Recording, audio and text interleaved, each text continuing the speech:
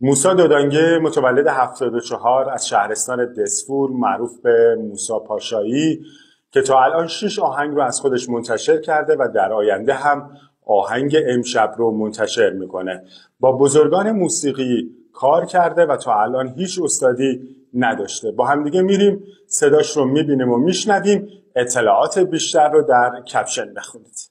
امشب شب اولمه افزاری که میترسم